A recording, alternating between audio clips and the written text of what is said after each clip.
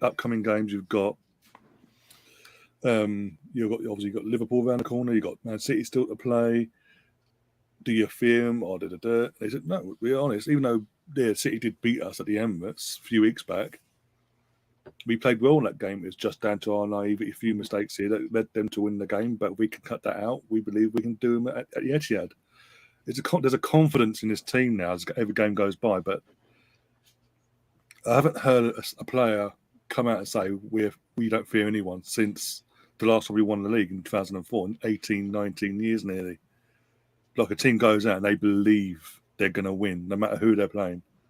And again, football's a lot different now because back then it was only Chelsea's just emerging under Roman, and obviously you had Sir Alex with United. But apart from that, title-wise, there wasn't that much of a challenge compared to what it is now. We weren't going up against a country run clubbing Man City, an up and coming one in Newcastle in the next few years, etc., etc. So I like hearing things like that as well. There's like, no, I want to hear that because it's the crunch time now. Now you put yourself out there with chest. You've got to prove it on the pitch. And these players are week by week proving it. I mean, Gary Neville in the UK again from day one this season, even before the season kicked off. Arteta's reached his ceiling. He ain't gonna get top four. And then as the season's gone on, still won't give Arteta. It's always backhanded comments. If he wants to give, he is giving credit, and he's always like, no. And what was it? Back in halfway point of the season, just after halfway mark, they did a predicted end of season. Who's going to finish what where? He had Man City to win the league, United to second, Arsenal finished third. And then when Man United are getting pumped 7-0, no one ever said that. I'm just like, okay, yeah. But and he's not going to I'm losing Gary Neville was the focal point because he's the one that's been mainly going out in the UK, going at us. Oh, there's others out there, but the point is that the media and rival fans have been putting these obstacles every game in place. Like, this is your tennis this week. You're going to pass it, we smash it. Week in, week out. We had a little wobble in about a week and a bit. Helped with VAR not doing their lines and all that as well. But we bounced back from that. I mean, the fact of after losing to City the way we did and our own mistakes, then taking over us at top and then going having to Forest themselves the following game, and we had Villa. And we managed to literally that game itself, we went bang 4-2, done our bit, put the pressure back on Man City, and they crumbled and drew 1-1 against Nottingham Forest. Mm-hmm. And then since then, we've just kicked on. We're grinding out results if we don't play to our best. And now, lots of Martinelli sitting form, had a little setback, still scored a fantastic goal against Palace. Saka is in the form of his life, either scoring goals or assisting or creating these moments. And it's starting to click. Odegaard as well. Odegaard has been phenomenal this season. Saka will get all the plaudits, and rightly so, because of what he's doing. But I said the other day, I was doing a watch on for the England game. We were chatting about Arsenal and this, that, and the other. We were saying, if Arsenal did a poll tomorrow of player of the season, how would they make a short list without upsetting someone? And if they put every player that's played minutes so far this season in the league alone, from the bottom to the top, it'd be very close in percentage-wise, because everyone's put a shift in. Everyone's had that moment. Reece Nelson again, not had it since he broke through. He's not had it easy. He's gone out alone a few times. He's come back. He's in the last year of his contract.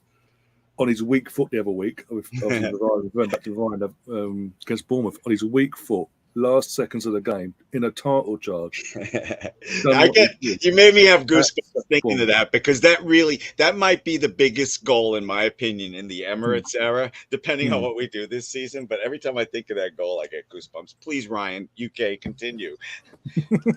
please continue. No, I think it just feels different this season. They've got the fans, in terms of from my point of view, because I've been to a few games this season as well. The Emirates itself, every game, the fans are up for it. It's loud, it's electric, it's non-stop from like 15 minutes before kickoff all the way until like 20 minutes, half hour afterwards when we're all outside. It's non-stop. And when there's a setback in the game, the fans aren't there going, oh, for fuck's sake. It's like getting players back there going, right, 10 seconds, get behind the team. Whoever's made a mistake or whatever's happened, no worries, we're going to get behind you, carry you through, pick you up and keep going again. And it's constant every game, no matter what competition it is as well. And that's been key in terms of what we're seeing as well, because players are feeding off that. And long may this continue, because I said a few weeks ago on a podcast on this channel that this ain't a one-off season for me. This is the start of what's to come. And again, I keep saying it, the youngest team in the league, and we're doing what we're doing. Yeah, and we're going to add in the summer. No matter what, we're going to add in the summer, and we're going to go again. So it's only going to get stronger and stronger. So be fearful, everyone out there. We play beautiful football. Teams are afraid of us. We have depth in so many positions. That's another thing that pisses me off about the Interdull is, these things. Is Tierney leaving? Why? Why are we going to break up our depth? Anyway, back to the positivity you were just saying, Ryan, from the UK. There's a lot of great reasons to be excited about the team now and in the future. But remember, Manchester United are going to get better. Chelsea are going to get better. And, if City's lawyer beats those charges, they'll be right there too. Beats the charges. Man, oh man. Well, I didn't think they'd beat it last time. That's why I said if. You're not confident that they'll just open up the checkbook there and just tell them, fill it out and off you go. That's exactly what I think they're going to do, actually. And it's exactly what's going to happen. But please, I've talked so much. Somebody else talk. So you're all quiet. What the fuck? BX in the comments, he's saying Saka's going to be the first Emirates legend very soon. Yeah, there's a good argument to that as well. No matter what happens this season, league-wise, it's because he's getting one of our own. He's getting better and better every season. In fact, he bounced off bloody Declan Rice back in December and looked like nothing. Let me throw a question out there. What is the top dollar value that you think this club would pay Bukayo Saka to stay per week? Do we ever see Bukayo Saka as a 500,000 pound a week player at Arsenal? You know what? I'd be like the worst. I'd be the worst contract negotiator for Arsenal, because Saka seems like such a down-to-earth, wonderful guy from everybody that talks, meets, or knows him. I'd be like, fill it in. Go ahead. I would just give him the contract. What do you think is fair? Let me ask the question a different way. Do you think Arsenal will pay him that? If it came down to it for Arsenal to keep him, do you think they would pay? If Edu and Arteta are in charge, no. I don't think any player is going to eclipse that. I think we're such a well-balanced team. No player. I don't think we're ever going to have that. I think Saka is turning into a superstar. I mean, he could be. I think he already is generational, but he could be like the guy. But I guess because maybe he's just so humble and he's just so cute. I can't think of really a better word. That I just don't think like. I think we're a band without a front man. I just don't see us with I guess you could say Saka because he's from the academy and all that, but I just think we have so many cogs that tick in this machine that I don't really see Saka when you see the graphics when they introduce the teams and for us on NBC they'll say Arsenal and they'll have a player and they'll have versus whatever Chelsea and they'll have a player. To me, I don't have one player that I would put there every time. I mean, again, I guess I would say Saka only because he's been at the club since he was 8, 9 years old. So fine. But besides that, we have so many players on our team that make us tick. We have so many players that I think if we talk here long enough, we'll be oh, he's the most important player. No, he's the most important player. Can I just say 5-second rebuttal? If Arsenal are a band, they're the Eagles. Everybody's great. Everybody can sing. Who the fuck are the Eagles? But Glenn, wait. Not everybody can play the drums. Oh, for fuck's sake. Are you Are you kidding sure? me? Oh He's my having a God. meltdown over there. Hey, man, you need the rhythm section. You guys are just trying to get me going because Listen, the musicians are the important part. The lead singer, as Van Halen famously showed you, the lead singer ain't that important. What? Van Halen is not Van Halen without David Lee Roth. How did we get here? No, Glenn. We're on the Mr. Arsenal podcast. I am not going to debate you about Van Halen right now because I will debate you. I like them both. I work at a classic rock station, dude. I'll debate you. But Ryan, UK, see what you did? You let me talk. Come on. Well, this is a podcast. You need to talk at some point. Yeah. Nobody wants to watch the four of us just sit around staring at our cameras. It's like, well, Glenn, if you get high, people might pay to watch that. What? Yeah, but I'm going to have to go soon. That's why I'm trying to get you guys to move along. I don't know. What do you got? What do you got? Come on. I don't know working. My brain, listen, man, my brain is fried. I need a little bit of... I need like somebody's got to pull me along here. All right, we're pulling. But yeah, you guys just both said 50-50 with the Arsenal chances of winning the title. Can you be serious now? Ryan was serious. Ryan UK was serious. Again, game by. I don't like giving percentages. It's game by game. Like you can't. Like I always think we have a chance to win the league until we're mathematically out. But until then, anything can happen. We're in it. Yeah, we have leads. We have leads on Saturday. Yeah, Saturday. Yeah. So let's look at that. I mean, I would say, to be serious, Glenn, I would say better than average. Okay, that's fair enough. I don't know that I would. It's somewhere out there. I'm sure is a statistical model that would say, I got Arsenal have this percentage chance to win. To win the title, and every week that we win, that number is going to go up. Until the final. If it comes down to the final match of the season, which hopefully, I don't know. Anyway, I'm trying to look at. I can't find Arsenal odds to win the. I'd say right now it's probably somewhere in the 65 to 70% neighborhood. I give up. 10 games remaining. I mean, to win the league right now, we're minus 150, which is pretty. That's a favorite. So that's a favorite. Yeah. If you're minus 150, you're the favorite. All right, so that means you have to bet 100 to win. Can you explain that to me? Because I only know percentages. So minus 150 is what you bet 100, you'd win. You have to bet you have to bet 150 to win 100. To win 100, yeah. Okay. So like Man City's 130. So if you bet 100, you win $130. So we're slight favorite. Man City are minus or plus 130? No, they're plus 130. Okay. Okay, yeah. So if you're minus, you bet $100. You've got to bet that number to win 100. If you're plus, you bet 100 to win the number. All right, so we, according to the betting industry, we are slight favorites to win. I wouldn't say slight. I would say we're pretty. Slight. Yeah, minus 150 to plus 130 is not a huge spread, but it's a big enough spread that look, put it this way: City aren't minus 100; they're plus 130. We're minus 150. That's a fairly significant gap. They're the underdog. All right. I like that better than, I don't know if you guys heard the color commentator on the American broadcast of Arsenal last game, but he called them the champions elect and almost threw something at the TV. Oh, if I would have heard that, I'd have broken my TV. No, someone did the maths on another channel, and basically to put it into this sort of perspective, Arsenal need out of their last 30 points to win the title 23. We can literally lose. We could lose 2 games and win the rest, and that's that. We can still win the league comfortably. Oh my God, my brain. I wasn't high, but I feel like I'm high now. I can't even understand that. What if Manchester? All right, Glenn, ready? We lose. Let's say we lose to City, 8 points clear, and we lose to Liverpool, and we win the rest of our games. We win the league.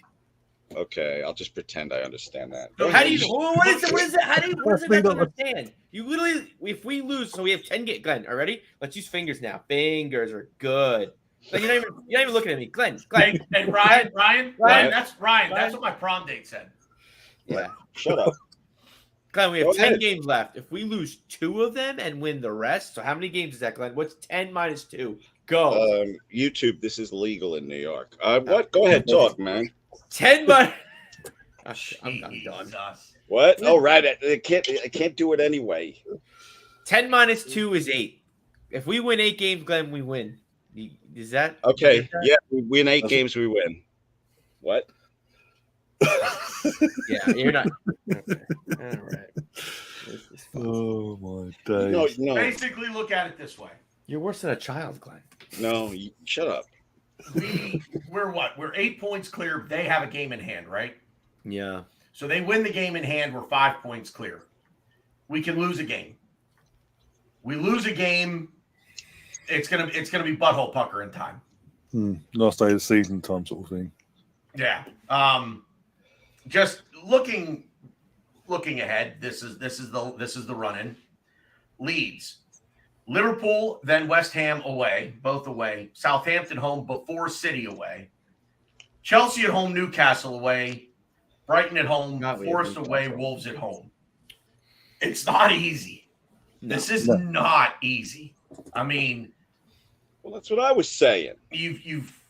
Oh boy. I mean, if we lose 2, it's yeah. This is why I'm taking things game by game. I don't care. Like, that's why I say the most important game is the next one. Saturday. I saw an interesting thing that said every game is a cup final. I don't know about that, but it's going to feel like a cup final every game. Well, that's a bit of the mentality that goes into it. You know, it's they're not all must wins, but they're pretty much all must not lose. You know, but I do not want that mentality to creep in. That's the equivalent of playing prevent defense, and all it does is prevent you from winning. I mean, there are winnable games in here. Don't misunderstand me, but there are a lot of places here where we could drop points. You know. Yeah. And God forbid the injury bug jump up and bite us at any point in time from here till the end. So I like our depth for the most part. But I wouldn't mind seeing a fair amount of rotation in some of these games. Southampton at home could be an opportunity to give Reece Nelson a shot, give Jorginho a shot. I thought maybe West Ham away could be an opportunity for someone to slot into the starting 11 that hasn't gotten much of a run out. But beyond that, it's going to come down. It's going to come down to the final weeks. I'm not convinced that we're that we're going to have this thing, wrapped up with a bow on it, ready to give to somebody by 3 or 4 games left in the season. It's going to come down. It's going to come down to the end, I think. For me, no way. We only got Premier League games left, right? Yeah. Strongest 11 every game. That's it for me. Don't experiment. But I do. The best part about being an Arsenal supporter right now is having confidence in Arteta. Can you guys hear me all right? I'm getting some feedback. Yeah. Okay. Yeah. I know you guys aren't used to short answers. Please, somebody talk. He was about to when you cut him off. Yeah. Anyway, Arsenal Forever is saying in the chat, he thinks if we avoid defeat to Liverpool and Man City, we will win the league. And he goes on to his next comment is the goal difference. Arsenal's goal difference is plus 40. This is plus 42. And Man City have got some tough games as well. Obviously, we mentioned already, got Liverpool this weekend at the Etihad, minus Phil Foden potentially. They've got to play us near the end of the season. They've got to play Chelsea. They've got Brentford on the last game of the season away. Brentford go for Europe, try and get European football, be it Conference or Europa League. And I think they've got Brighton as well at some point, and they've got Wolves to try to fight for survival. So both set of teams. It's not going to be easy for either team, to be honest. It could be worse. It could be Tottenham. Is it me, or does it seem like Arsenal actually are trying for goal difference this year? Like, they're not settling for a 2-0 win. They want more. Is it me, or no? It seems like play. I just feel like they realize how important goal differential is this year, and they never stop. That's what I'm trying to say. I agree with it. I think to a degree, because I have seen instances where it's like, no, keep going. Stop this sitting back. And I couldn't give you a specific example, but I know I've seen it this season. And yeah, they are going for it. I think when they feel like, when there's blood in the water, they keep going.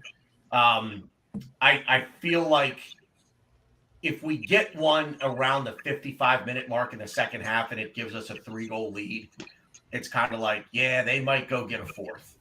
But if we're up, say 2-0 at halftime and we come out a little flat to start the second half, that's when they seem to just sort of pack it in and hold on, to try to, just see it out. So it's we've gone for it more, but I'd say there's still a little bit of tendency, I think, within the squad to sit back and just, if we've got a comfortable lead, sit back and absorb all the pressure. So I have to go. My wife needs to come out of there, and she just texted me, it smells like Otto the bus driver's jacket in here. Are you smoking pot in there? So I really gotta go. Oh, you get in trouble. Get in trouble. Wow. And I love just it. like that, It's gone. He's a magician. That dude invented the Irish goodbye. Yeah.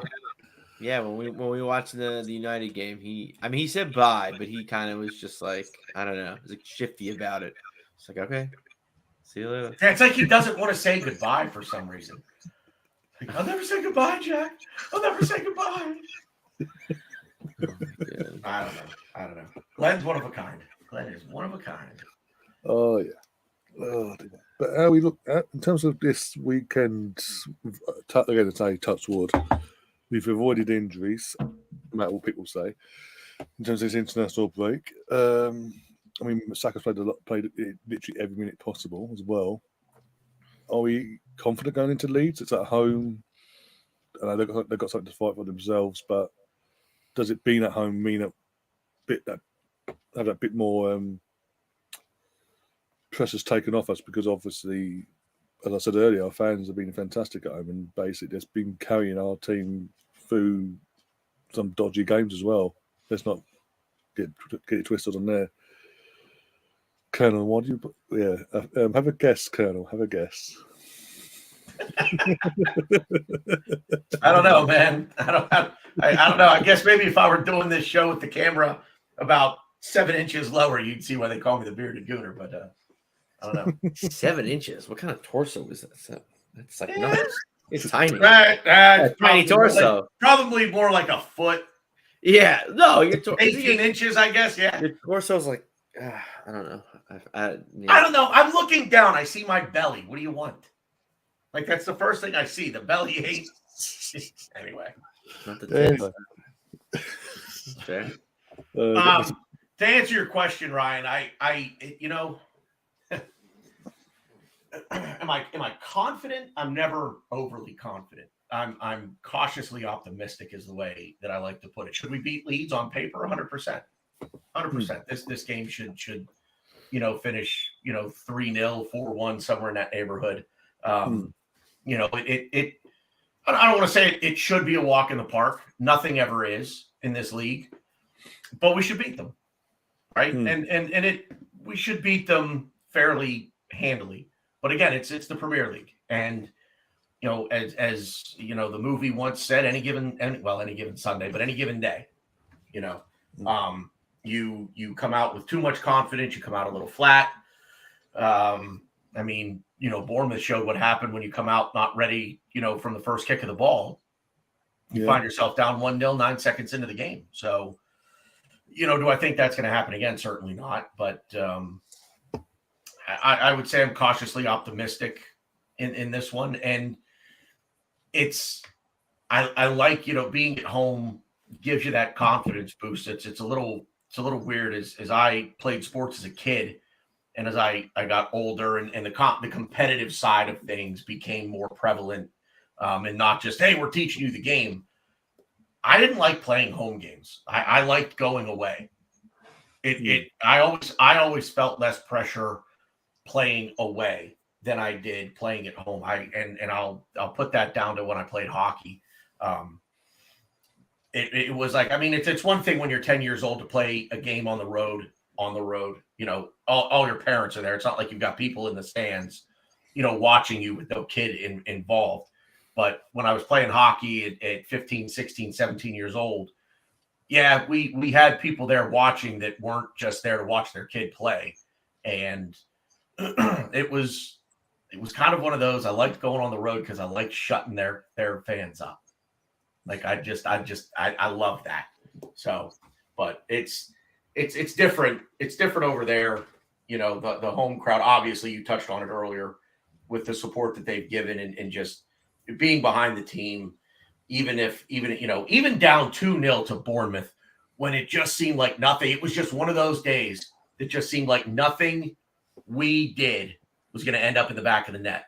And then it started, you know, but at no point in time did, even after that second goal for Bournemouth went in, the crowd was right there. And you even saw the players and Arteta on the touchline. Like, come on, let's go. You know, we still got this. And the crowd got behind them. And it's been something to watch and to listen to, you know, to hear the crowd on the TV and as supportive as what they've been at home, even, you know, in the face of adversity. So the long answer to your question about Saturday is cautiously optimistic. What about yourself, Ryan? Yes, I never like us in our first game back from a international break. And Leeds is the one team I don't want to play just because we played them. That was Premier League Fest for NBC. So yeah. We were in Philly. Me and Tanner were in Philadelphia. People said, "Oh, we shouldn't have won the game. They had a penalty. It's so many things. They should have scored a few goals that were disallowed." And that was a wild game. And we barely won by the skin of our teeth, 1-0. But I don't think they're the Leeds team. I think it's funny because I think since then they've gotten better. I know Tyler Adams might be out through injury. But they're not playing well. I don't really expect much of a fight. I mean, the only thing I would think would be, you know, the manager just kind of showing them the game film of the last time they played us and how they need to avenge this loss, and they need to do something about it. So they may come at us with a little bit of a bite to start the game, but I think at the end of the day, I think we're a better team than they are. I don't think they're going to be able to handle us, especially with no Tyler Adams. They're not a team that's threatening on any side of the ball. Like, they're not going to put up a good defense. They're not going to 1 defeat and 4. Oh, okay. Well, I should watch more Leeds then, I guess. But, you know, I'm not worried about any player on the pitch. You know, they had that guy Somerville who's like coming out of nowhere, and I haven't heard much from him. I know he's playing, I think, for the Netherlands under 21. I think he scored a goal the other day. But I just, you know, they're turning into the U.S. men's national team. And the last time I checked, the U.S. men's national team is pretty dog shit. So if you guys, what? They're not good. They're not good. Wait, was that directed at me? Yeah, you went. Oh no! I was laughing. Okay. I was laughing. But who knows? You know, the U.S. men's team is going to get Balogun, and all will be okay in the world. But it's like, what? Shocker! They're not the greatest team in the world. What? Yeah, no. But I mean, it's another day at the office. And it's funny you were talking about pressure and confidence, and to me it's two different things. So from my point of view, when I played football as a kid, when I was home, I had more confidence. But with that confidence, there was more pressure. Whereas if we were away, not as much pressure, but, you know, maybe not as confident. You don't have the fans behind you. But yeah, going away and shutting their fans up is really fun. That was always, yeah, it was always fun. Yeah. But yeah, no, I think, you know, the fans, they'll bring it like they always do. And and I think just us getting back together, firing on all cylinders. I mean, beating Chelsea isn't really anything to really talk about, Tom, but or Liverpool for that matter. I think we just need to get back together. The only thing that I'm tripping up about and I'm slipping up about is us getting back from the international break, because that's always a thorn on our side. We're always a little bit slower. I know, especially Odegaard is he's one player that I know he's not going to have the best game, but again, I talked about, we don't have a front man. If Odegaard doesn't play well, that's okay. We may not even have Partey on Saturday and it's funny, we talked about the injury bug. It kind of bit Partey a little bit. It's nibbling at him. I hope, apparently sources close to him say that it's just, he's okay. It's just a precaution. He should be ready to go Saturday, but I don't want to see Partey in the news for anything. He felt something. I don't need him feeling anything. So, again,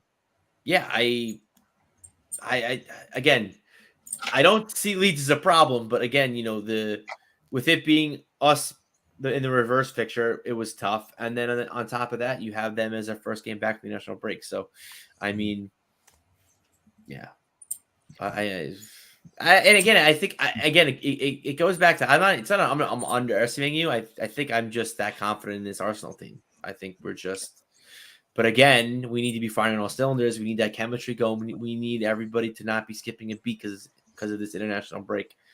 That is, we need to come out to a really fast start. Also, beating Chelsea and Liverpool this season isn't exactly a huge. Yeah, that's what I said before. Yeah. Ooh. Man United was isn't Chelsea in 10th place? They're like they're 10th or 11th, one of the two.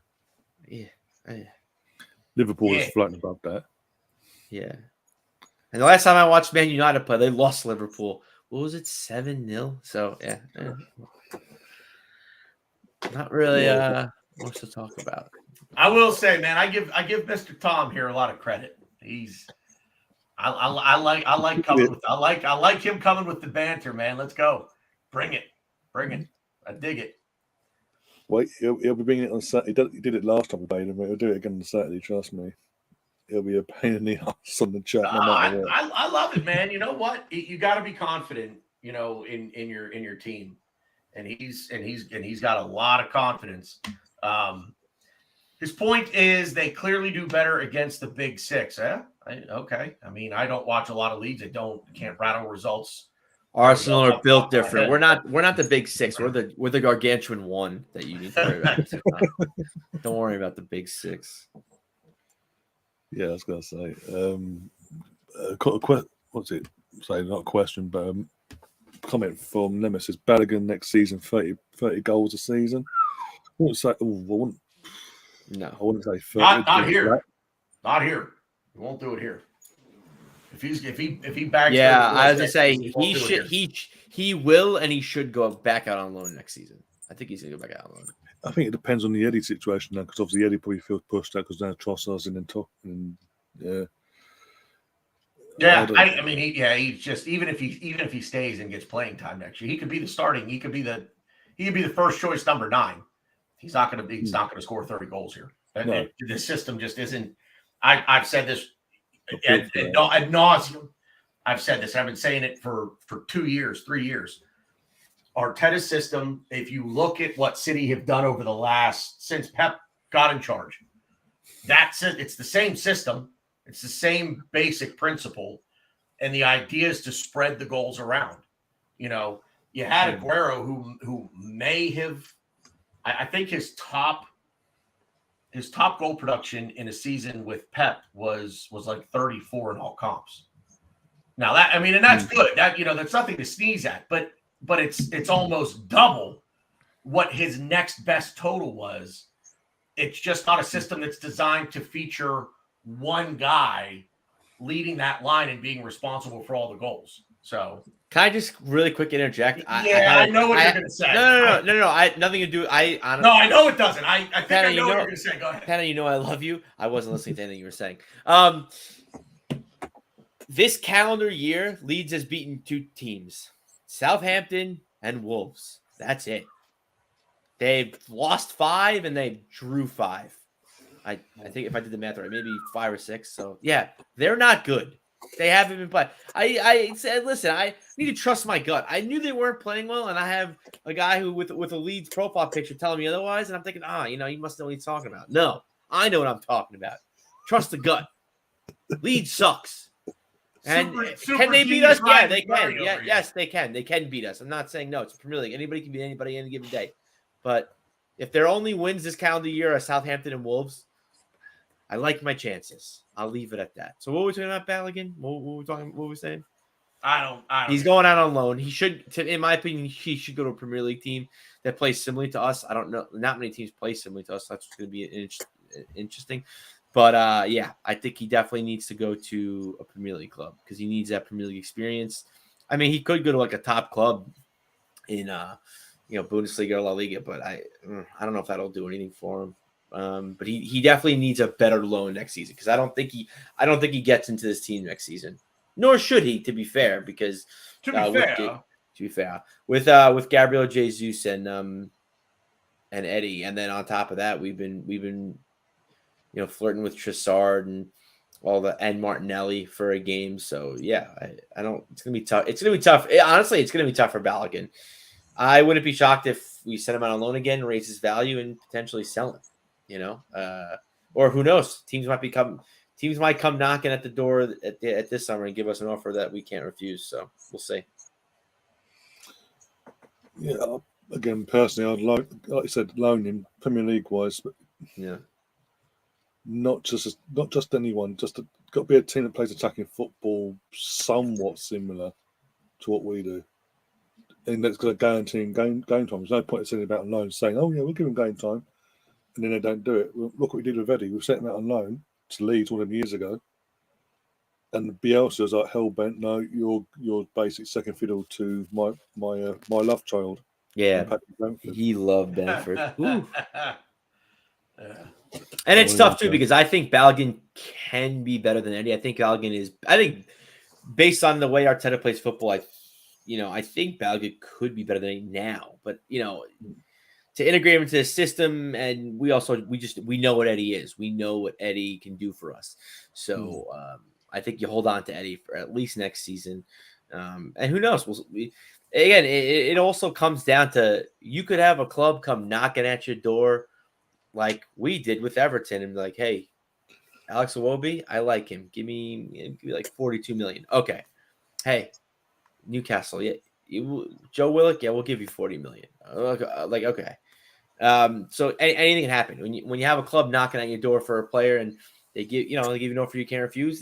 That changes things, and you kind of us as a team will need to adapt and figure out ways to get better, and that's something we're gonna do regardless because we're gonna be in Champions League, we're gonna be getting more money, and players just gonna want to play for us, especially after the season that we're having, whether we win the league or not. And then we have Champions League on top of that. Like, okay, yeah, sign me up. It's the best project out there. And then after the season, we'll be the best team out there. You've upset Tom in the chat, by the way.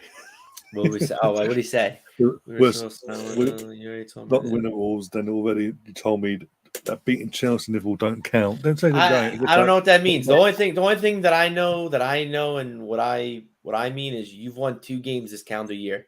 That's not good. That's it. I don't care who you beat 2 teams that could potentially get relegated this calendar year. That's it. So I don't know. Yeah. Oh, geez. Hey Tom, why don't you fight Colonel Ward over there? He's the one spitting that fire, not me. Leave me out of this. Arsenal further says Eddie Nketiah wouldn't strike matches. He's not good enough for this football club. Again, it depends on his attitude now because obviously he's gone from being start of the season second fiddle to now he's going to be third again because obviously Trossard can play that false 9/wing or whatever. Martinelli's there as well. It depends on how Eddie deals with this now in terms of between now and the summer. Let's be honest. Now, see what Arteta has in his mindset, but either way, I will still loan him out, Balogun. Even if we were to let Eddie go this summer or next summer, loan Balogun out in the Premier League, so he gets the Premier League experience. He's got the game experience, but he needs Premier League experience now, and go from there. And just if you have to go and get someone else in the meantime, go and get someone else. It's competition. I want depth. The one thing I've been crying for years, I want depth, and we're slowly building it up, slowly and surely. We just need a few more pieces in the jigsaw to have a fully depth squad that we ain't going to be fearful of an injury to one player or the other player or this player. And I think what was Glenn said earlier about Tierney, I mean, the rumours about Tierney possibly leaving, I mean, why would we let him go in terms of our depth? Because obviously, I said this a couple of weeks ago, the alternative is Nuno Tavares coming back and taking his spot. And from what I'm hearing in France, he's sort of died off a bit in the last few weeks. So I'm still not sure about him bringing him back or not. Apparently the club are open to selling if the right offer comes along. What does that say? Do we want to be spending the whole summer wanting Arsenal trying to back up left back to Zinchenko? Well, we've got ready made one in and a fighter in Tierney. It's Yeah, I mean, and we have so many. We actually are. I know we're the top in the Premier League. I don't know if we're the top in the Big Five leagues, but we have the most percentage of our team. I don't know how the percentage of our player base out on loan in 25%, which is insane. So a quarter of the players that play for Arsenal Football Club are out on loan. So we're going to have a lot of decisions to make, whether they're guys that we sell for $1 million or guys that we sell for, 40 million. It's going to be interesting. And real quick to Arsenal Forever's comment, is Eddie going to be a starter for Arsenal? Can he be a starter for Arsenal, in the Champions League to win us the Premier League? I still think the jury's still out. I think he can be. But you without him, we don't win this league. Without him, we don't have the Man City comeback. Without him, we don't have the Spurs game. He's done a lot for this team. And he did a lot for this team at the end of last season. Obviously we fell short, so it's kind of overlooked a little bit. But, it was 5 goals in 6 games, 6 goals in 5 games. And then, when Gabriel Jesus was out, when Gabriel Jesus got hurt, we were 5 points clear. When Gabriel Jesus came back into the team, we were 5 points clear. So we didn't lose a step without Jesus and with Eddie. So, I mean, is he a mainstay in our starting 11? I don't know. I don't know how I feel about that. I think we can do better, but, players get better, players improve. And I think for right now, Eddie is a very adequate and suitable depth option for us at striker. And, like I said, when we win the league, we'll have him to thank. He had some very important goals for us.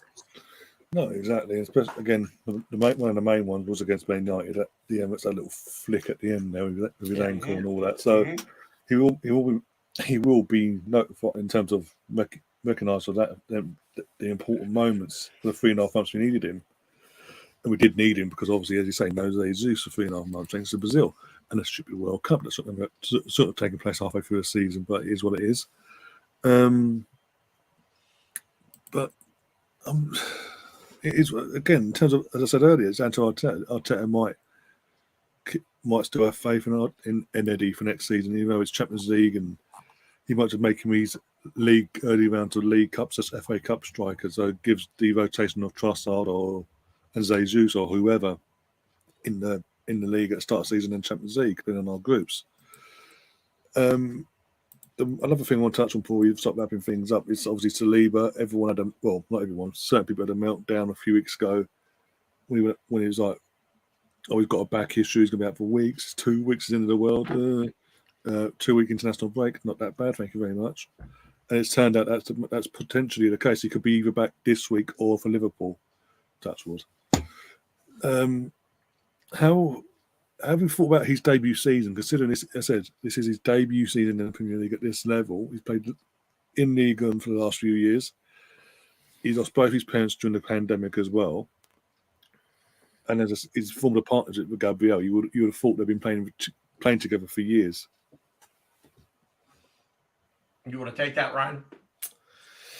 I mean, so it's tough. While you were talking, for some reason in my brain, because I do have other thoughts in my brain, and it's like a pinball machine. I'm thinking about like who would be my player. It kind of goes back to what Glenn was, or what you were talking about, Ryan. Of who would be your player this season, and the list is so long. And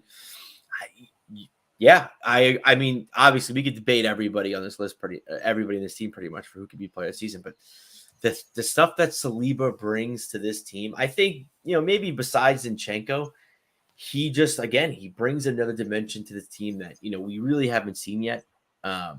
His movement with the ball, the way he likes to, sometimes he'll take on a few players. He's pretty good in the air, and his pace in tracking back is insane. And I think for what we do, having a very, very high line with Saliba, we would be probably without Saliba and playing the same ball as Arteta's playing right now, we'd be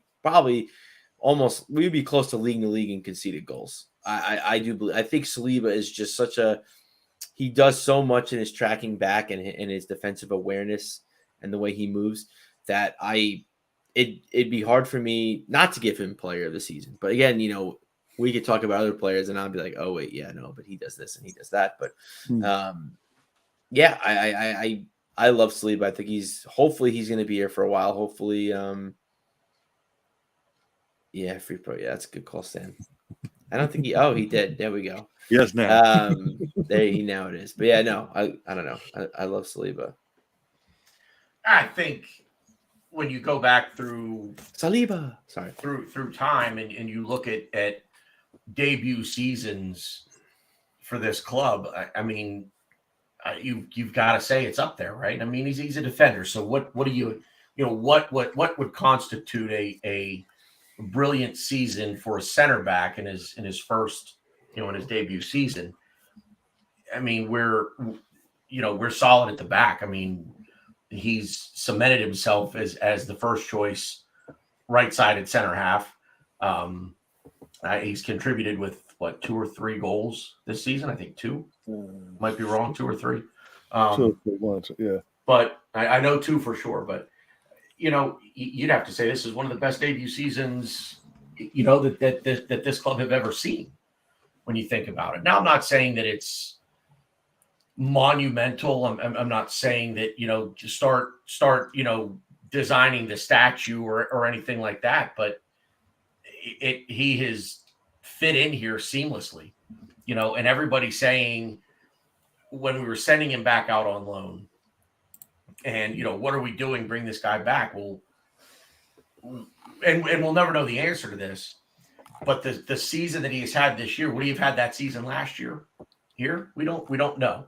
And I'm okay with not knowing, we don't want to get into revisionist history here, but one of the best, in my opinion, debut seasons that I can remember in my years of following this football club. And I would even go so far as to say that it might be one of the best debut seasons in Premier League history. From, again, I put it in perspective. We're talking about a center back. We're not talking about a winger or a striker who in his debut season, scored 25 goals. He's come in, he's done a job. He's had a few errors, that, led directly to a goal, but he's also young. You're going to have that. But I think on the whole, and even, as you guys both said, we get into talking about player of the season, man, oh man, you've got to say that he's in that conversation for this team. So I would say debut season, 8 out of 10, to try to put a number on it, 8 out of 10, 8.5 out of 10 for me. So, I mean, and chipped in with a few goals. Like I said, as a center half, and he's chipping in with a few goals. Take the errors away that he had that led to a goal. Take those out of the equation. And again, he's young. These are going to be growing pains that you get with a young player, especially a young defender. I wholeheartedly believe that defenders, especially center backs, are probably the slowest to develop in terms of coming into their prime. We see strikers and wingers come into their prime when they're 23. I dare say a center back is going to come into his prime 26, 27, somewhere in that neighborhood. And this kid looks like, for the most part, looks like he's playing in his prime already. How much better can he get? So debut season, I'm going to give him the half. I'm going to give him an 8.5 out of 10 on his debut season. Yeah, I can't argue that. And as you said, what's he, 21, 22? He just turned 22. Just turned 22. Yeah, just turned 22 the other day. Yeah, that was it. Again, young. So much. It's insane how he's adapted so quickly. But it's obviously benefiting us. It's fantastic. Again, like you say, young player. Any player has errors in them. It's how you react in the moment, but also afterwards as well in other games. And he's just he plays like he's been playing for years. I had the pleasure of watching Saliba before the season started against Sevilla at the Emirates in the Emirates Cup thing for Reyes, in honor of Reyes. And again in that game, it was just like you're watching him and you're thinking the way his awareness of his surroundings, and if he plays, for example, if Gabriel's that position, he's there, bang, he gallops. The way he runs and struts, he's like it's gazelle-like. He makes it look effortless in terms of us going like, okay, boom, I'll cover you, no worries. But his ball control as well for a defender is absolutely insane. I mean, he literally won that game. What I was referring to is like 3 players in and around him being midfielders or attackers, and he's literally got himself out of that situation. Like, okay, boom, and it's just I think it's made it a lot easier for us to for him to settle in, but for the fans to also take him in so quickly as well, because obviously we hadn't seen much in terms of in an Arsenal shot. We hadn't seen him until now, and considering he went to a World Cup, didn't play a single minute. Again, he hasn't kicked up a fuss in terms of publicly gone, oh, this is a disgrace. Look who I'm playing for. And he just got on with his job. He had a bit of a wobble form wise, but he still continued and got through that patch. And he's a unit. Him and Gabriel are absolute units. And the fact that they've formed that partnership between them straight from the off, you've got to say hats off to Arteta and the coaching staff and behind the scenes that have helped mould that over pre-season last year. Another one that was playing centre-back last year was now playing over right-back. He's took, again, as mentioned in the chat, he's took everyone by surprise this year, Ben White, in terms of no one expected him to be the first choice right-back, let alone to be the best right-back, going to be the best right-back in the league. You can't, again, for me, you can't argue against it because week on, week out, questions are asked him early on and throughout the whole season then, and he's passed it every single time. He hasn't looked out of place. He hasn't been done out or looked on his knees or anything like that. And for someone to adapt from playing most of your career as a centre back to now you are the right back now. This is it. Make it your own. And he's going to make it his own. And again, he's not let any Gareth Southgate idiots or anything like that sort of deter him. He's just cracked on. Getting on with the manager at World Cup, came home, cracked on with Arsenal. And again, he doesn't look like anyone's troubled in this season in that right back position. It's the transition from going from centre back to right back and just being accepting of it and making it his own, dislodging Tomiyasu to us being a sub now when he is available. Obviously, he's not made of biscuits. Again, I got massive hats off to him as well. Zinchenko's been a breath of fresh air in terms of how he's made the left back role a lot different now. How he's evolved the left back role at Arsenal, on and off the ball. And we saw early on in the season when we first arrived why we brought him in, why potentially he could dislodge Tierney, which he went on to do, obviously, and being the first choice, injuries aside here. And I've said it all season. I'm enjoying this. I'm enjoying the ride week by week. I said to my brother at the start of the season, look, even at the start of the season, I was like, I don't think we'll stay top. We'll get top 4 still, right, Brendan? But I don't think we'll obviously go into do any title stuff and that. If we do, I'll enjoy it. But we'll just get game by game, week by week, see what happens. And now we're in the business end of the season now, 10 games to go, and we are in a positive position where history can be made. And we've got, just to pass it on to you guys, I mentioned this in my last podcast in terms of comparisons, in terms of other league titles and all that. I look at this season, how it's gone so far. And it's very similar for me to how the 88-89 season played out in terms of going into the season, nothing was expected of us. With a young, vibrant team, with a young manager. Nothing really expected.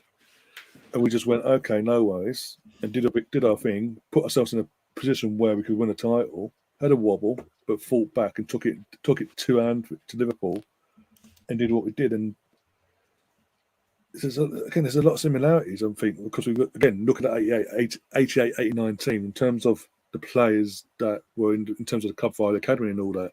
George Graham got rid of a lot of dead wood in terms of experience, causing a lot of anarchy. Like Arteta, as of Aubameyang, Ozil, and Kolasinac, and all that clique, he broke that up and got rid of that straight away. And then you look at the academy. George Graham used a predominant of his academy, like Rocky Rocastle, Kevin Campbell eventually, etc., etc. Then brought, in terms of incomings, it was young, hungry, want to win players in terms of Winterburns, Dixon, Steve Bowles, etc. Alan Smith. And you look at the predominant of our players that we brought in. They're all young, hungry players. Fabio Vieira, still a lot to prove, but young and hungry. Zinchenko and Jesus are the experienced heads, but they're still young and hungry. It all sort of feels like we're going to do, hopefully, the job in hand. Hopefully we do, because by some miracle today, I was able to get tickets today by the skin of my teeth, literally, for the last game of the season. So I'm hoping we do, because I want to see us lift that title for the first time in 90. It'll be 19 years by then. But also, it just makes the league. It'll be so much better for the league as well. That if someone other than City wins it, because it's just boring seeing City just do what they do. And I do think, I know we had a discussion earlier, but I do think City could have won it so many times, but they haven't won the Champions League. Pep is obsessed. He wants to win that Champions League outside of Barcelona. He's going to put all his eggs in that basket, I think, especially now with Gaussman being sacked and Tuchel's now being brought in. I think he's going. I think us being knocked out of Europa at this stage of where our squad's development could be and probably is a blessing, because it's all on them in terms of they have to go gun ho in multiple games, whereas we've got the league, and that's it. We can go gun ho, but we don't have the European distraction of going to Juventus or United or Sevilla in the semi final. Whereas they've got Thomas Tuchel now, Bayern Munich, and if they get through that, they've got a Chelsea or Real Madrid to come back up against, and possibly Napoli in the final. So and again, they've got FA Cup coming up as semi-finals coming up as well soon. Massive distractions, but in terms of Champions League, that's the main distraction for me. I think Pep will be like overthinking things in the league, and he'll not end up not purposely doing it, but accidentally sacrificing the league. And I hope touch wood, because I don't know about you guys. I've waited too long. I want this now. We're so close. We are so close to this now. I want it more than anything else. Just get us over that line, and I'll be happy. If Ryan and I were to happen to somehow figure out a way to spend the final weekend of the season together and we won the league, I would wake up the morning after winning the league and I would kiss him right on the mouth like you were Kenny Rogers. Kenny Rogers? That's the person? Okay. Come on, man. Step Brothers. Kiss you right on the mouth, Kenny Rogers. Yeah. Oh, late for school. Kenny Rogers. Did we just become best friends? Yup. Want to go do karate in the garage? Yup. Oh, dear. Favorite non-pornographic magazine to masturbate to? Good Housekeeping. Oh my God. All right. We should have quoted Step Brothers now? Is that where we're at? I mean, it's never a bad idea. It's never a bad idea. That's fair. I don't know. I gotta have a conversation with Mr. Tom here. Mr. Tom, you and I somehow or other, man, he's in the mean streets of Greenwich, apparently. So listen, man, I'll tell you what. You ever find your way to the mean streets of Pittsburgh, Pennsylvania? You stop into my bar. We're gonna have a good time. I don't know who this dude is, but he's tremendous. He's a Cockney Leeds fan. That's all I'm saying. He's a Can Cockney Leeds fan. I just say I hate you all, especially the guy who supports Arsenal, Colonel Ward. Well, I'm safe. I support Welling United. Can I just say I hate you all, especially the guy who supports Arsenal and Welling United? Oh my. Anyway. So we're all in agreement, says Tom. Arsenal are going to get got as we say in the mean streets of Greenwich, if you say so.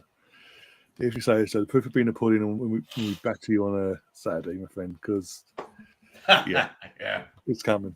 I'm convinced. Our players are in form. I know it's been an international break and all that. It might be a bit of rustiness, but we've got informed players. I mean, as I said, I referred to back in the start of this podcast was Saka scored a worldie on Sunday. Absolutely, I haven't seen a better goal in international football for a long time. I don't like international football either, but that's not the point. But I'm relieved. So we say that's a Saka and Zinchenko and hopefully touchable Partey and all that are coming back. Injury free, we escaped the curse for once. We didn't get any knocks for once at international. Yay! As I say, I cannot wait for Saturday. I've been bored as. It sucks because I'm with you, Ryan. I don't care about international football at all. I really don't. I love it. I don't want it during my Premier League season. That's it. I will say, congratulations to Matt Turner. Obviously, yes, that was great. Yeah, that was cool. Did the unveiling of his gender unveiling for his upcoming baby. He's a baby girl. So congratulations to Matt Turner and obviously his family and stuff, half and all that. Yes, hopefully everything goes well there and have another Gooner in the family because he's a Gooner at heart as well. Let's not forget that. But yeah, I like that. Some people didn't like it. I saw on Twitter, but I liked it. It's like it's into the game. He's got his teammates around him. Why not do it? It's on his home turf as well. Why not? Yeah, I agree. Well, apparently Scotland winning 2-0. Yeah, well, there's a shot. Yeah, they're beating Spain. Scotland beating Spain. Yeah, isn't that who they're playing? They're playing. Yeah, they're beating be Spain. right. Yeah, they're beating Spain 2-0. Oh my god. Okay, it is a shock. McTominay with a brace. Well, it's a better shot. McTominay's got a brace. Wow. Oh, he scored both. Yeah. I mean, I don't know how I'm checking the lineups right now. I don't know how big maybe Spain is down 10 men and the man they're missing is the goalkeeper. I mean, it's not their A squad, Spain, but they got some guys in there. Ceballos. I was gonna say, where's Danny Ceballos? There you go. No, under new management as well, Spain. So getting a few nicks into the system and all that. Anyway, was it Norway drew early on as well? Odegaard came out of that injury thing, thank God. I mean, what just before we do go, what was your thoughts when did you see the challenge from Rodri and how, like me, how convinced are you that was an instruction from Pep? Take him out. It's tough because I don't know. I don't believe in that, but it's interesting because I think players in that position don't really know who they're tackling when you're just trying to stop the ball from going into your own net. But in the same respect, like it was like the game was like 3-0 at that point. Like what are you putting that tackle in for? Like what are we doing? The game was pretty much over. I don't know. It was silly, but it's fine. Odegaard, it gives Odegaard a little more motivation when we play City, so I'm all for it. He didn't get hurt, so yeah, that's the one thing. Don't never piss off a Norwegian, as a Sam will know in the chat. He obviously used to do that and annoy himself and never piss off a Norwegian, especially Odegaard, who Sam, by the way, did recommend Arsenal by 6 months before he loaned him in from Madrid back then. But yeah, we're going to wrap things up now, guys. Thanks, obviously, to Glenn, obviously, earlier. Was it briefly here earlier for the podcast before we got in trouble for doing Glenn things. Again, massive thanks to Tanner and Ryan as well. Hopefully, get you guys back on again soon between now and this season as well, and during the summer. But where can people find you guys as well on your social medias and your channels and all that? There. Go. That was fantastic. That was actually really good. I actually did that first time. I'm usually terrible. I'm like, where is I? Yeah. No. Follow me on Twitter.